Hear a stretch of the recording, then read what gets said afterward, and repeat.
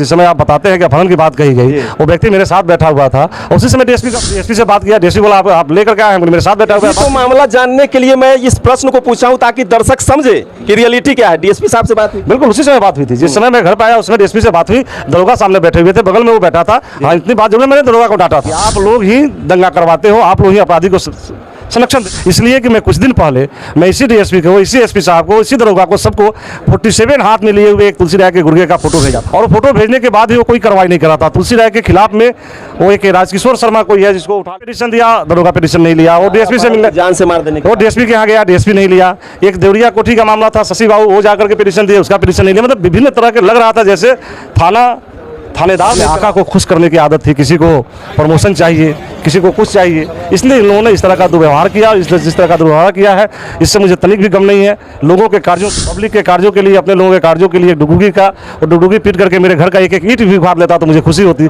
मुझे इस बात की दुखी नहीं होती, क्योंकि मैं लोगों के लिए बना हूँ और लोगों के लिए खर्च करता रहूँगा। जनता के लिए बने। बिल्कुल मुझे न्याय मिला है, और मैं इसके लिए खास करके विशेष रूप से अपने क्षेत्र और क्षेत्र के बाहर रहने वाले तमाम शुभचिंतकों को भी धन्यवाद देना चाहूँगा, जिनका कहीं ना कहीं प्यार मोहब्बत मुझे काम आया, जो आज मुझे न्यायपालिका से आग्रह करना चाहूँगा कि ऐसे लोगों का नाम के साथ मेरा नाम न जोड़ा जाए, जिसको लोग एक अपराधी के रूप में जाने। और मैं आज तक अपराधियों के खिलाफ लड़ा, चाहे वो छोटा अपराधी हो या बड़ा अपराधी हो। इसलिए विशेष रूप से कहना चाहूँगा कि ऐसे लोगों के नामों के साथ नाम न जोड़ा जाए। और जहाँ तक क्षेत्र की बात है तो क्षेत्र ही नहीं, मैं तो समझता हूँ कि पूरा बिहार ही अपना सीओ प्रकरण पे जिस प्रकार से मारपीट क्या जो आरोप लगा था, और लगातार जो है लोअर कोर्ट में जिस प्रकार से वाद विवाद और वकील जो है विनोद कुमार सिंह जी के अपील और जो बहस चल रही थी, इस पे ताज़ा अपडेट मैं आप सभी दर्शकों को बताना चाहूँगा। ब्रेकिंग न्यूज़ कि इनको यहाँ से बड़ी राहत मिली है, और इसी मामले में आज यहाँ उपस्थित है जितने सारे शुभचिंतक, एक बार कैमरामैन से रिक्वेस्ट करें यहाँ पे उपस्थित है इनके स्वागत के लिए। और एक बार मैं फिर बात करना चाहूँगा, सबसे पहले स्वागत है आपका कनेक्टिंग बिहार न्यूज़ में। धन्यवाद आपका। जिस प्रकार से ये आपके ऊपर आरोप लगा था कि दलित सीओ को आपने बुला करके और उसको जाति सूचक शब्द के बोल करके उसे धमकाया, मारा, पीटा, इसमें कहाँ तक सच्चाई? देखिए, सही पूछा जाए तो सीओ तो ऐसे भी दलित है ही नहीं, लेकिन कोई पदाधिकारी किसी जात का नहीं होता, या स्वर्ण हो या अवर्ण हो, ऐसा नहीं होता है। पदाधिकारी काम करने के लिए होता है, और मैंने पदाधिकारी को काम करने की बात कही थी। मैंने कोई गाली गलौज थप्पड़ लपड़ नहीं दिया था, और पदाधिकारी को लग रहा था कि हाँ, इनके रहते हुए मैं पैसा धन अर्जन नहीं कर पाऊंगा। इसके लिए पदाधिकारी, जब सरकार बदली, पदाधिकारी वैसे लोगों के, गलत लोगों के चुंगल में गए, और गलत लोगों के चुंगल में जाकर के इस तरह की बात, फंसने फंसाने की बात की है। और निश्चित रूप से मुझे विश्वास था कि न्यायपालिका में न्याय मुझे मिलेगा, और आज मुझे न्याय मिला है। और मैं इसके लिए खास करके विशेष रूप से अपने क्षेत्र और क्षेत्र के बाहर रहने वाले तमाम शुभचिंतकों को भी धन्यवाद देना चाहूँगा, जिनका कहीं ना कहीं प्यार मोहब्बत मुझे काम आया, जो आज मुझे न्यायपालिका से न्याय मिला है। आपके क्षेत्र की जो भी जनता जनार्दन है, लगातार आपके समर्थन में दिख रहे थे, लगातार एक ट्रेंड चला रहे थे। जिस प्रकार से पुलिसिया कार्रवाई की जा रही थी, मैं दोनों कार्रवाई की बात करूंगा, एक तुलसी राय प्रकरण की भी बात करूंगा जब मुद्दा चली है। तो एक चीज़ मैं आप लोगों से आग्रह करना चाहूँगा, विशेष रूप से आग्रह करना चाहूँगा कि ऐसे लोगों का नाम के साथ मेरा नाम न जोड़ा जाए, जिसको लोग एक अपराधी के रूप में जानता हो। और मैं आज तक अपराधियों के खिलाफ लड़ा हूँ, चाहे वो छोटा अपराधी हो या बड़ा अपराधी हो। इसलिए विशेष रूप से कहना चाहूँगा कि ऐसे लोगों के नामों के साथ नाम न जोड़ा जाए। और जहाँ तक क्षेत्र की बात है तो क्षेत्र ही नहीं, मैं तो समझता हूँ कि पूरा बिहार ही अपना क्षेत्र है। और मैं जब देख रहा था फेसबुक वगैरह पे, जब बेगूसराय के लोगों को, मैं नालंदा के लोगों को, नवादा के लोगों को जिस तरह से लोग कमेंट कर रहे थे, मुझे काफ़ी अच्छा लगा था कि मुझे चाहने वाले पूरे बिहार में लोग हैं, और क्षेत्र के लोगों का जो प्यार मोहब्बत मिला है। ऐसे ही समय में आदमी को पता चलता है कि कैसे मुझे चाहने वाले लोग हैं। मैं तो देखा हूँ कुछ लोग थोड़ी बहुत मोटी चीज़ों के लिए नाराज़ भी थे, लेकिन ऐसे बुरे वक्त में सब साथ के साथ खड़े रहे हैं, और उस खड़े होने के लिए मैं आपके चैनल के माध्यम से तमाम लोगों को धन्यवाद देना चाहता हूँ। अच्छा, जिस प्रकार से आपको प्रशासन ने इश्तेहार चस्पाने के क्रम में जो अंग्रेजी बाजा के साथ जो लगातार पूरे दिन भर पूरे भारी तादाद में डुगडुगी बजाई, अंग्रेजी बाजा बजाई, इश्तेहार चस्पाया, और उसमें उद्घोषणा में उन्होंने कहा कि फरार विधायक, तो क्या वाकई में आप फरार थे? मैं कहीं फरार नहीं था, बल्कि डॉक्यूमेंट देखने की चीज़ है। मेरी कमेटी की टूर गई थी, मैं उस कमेटी के टूर में था। दिल्ली में कोर्ट में मुझे, जो दिल्ली फार्म हाउस वाली कांड थी, उस कोर्ट में मुझे बुलाया था, मैं उस कोर्ट में था। मैं कहीं फरार नहीं था, मैं अपनी और कुछ कानूनी कार्रवाई में मैं अपना लगा हुआ था। और इन लोगों का अपने आका को खुश करने की आदत थी, किसी को प्रमोशन चाहिए, किसी को कुछ चाहिए, इसलिए इन लोगों ने इस तरह का दुर्व्यवहार किया। जिस तरह का दुर्व्यवहार किया है, इससे मुझे तनिक भी गम नहीं है। लोगों के कार्यों के लिए, पब्लिक के कार्यों के लिए, अपने लोगों के कार्यों के लिए डुगडुगी का और डुगडुगी पीट करके मेरे घर का एक एक ईंट भी उखाड़ लेता तो मुझे खुशी होती। मुझे इस बात की दुखी नहीं होती, क्योंकि मैं लोगों के लिए बना हूँ और लोगों के लिए खर्च करता रहूँगा। जनता के लिए बने। बिल्कुल बिल्कुल। अच्छा, एक चीज़ और पूछना चाहेंगे। जिस समय आपके ऊपर लगातार 15 से 20 दिन तक लगातार एलिगेशन लगे, आपके ऊपर तमाम तरह से पुलिसिया कार्रवाई की गई, ये छुपी हुई बात नहीं है, तो क्या प्रशासन कभी आपसे संपर्क करने की कोशिश नहीं की? आपकी पक्ष एक राय नहीं मांगी?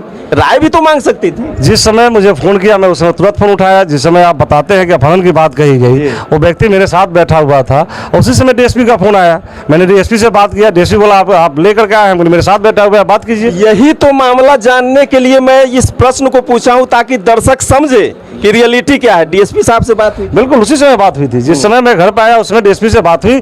दरोगा सामने बैठे हुए थे, बगल में वो बैठा था। हाँ, इतनी बात जरूर मैंने दरोगा को डांटा था कि आप लोग ही दंगा करवाते हो, आप लोग ही अपराधी को संरक्षण देते हो।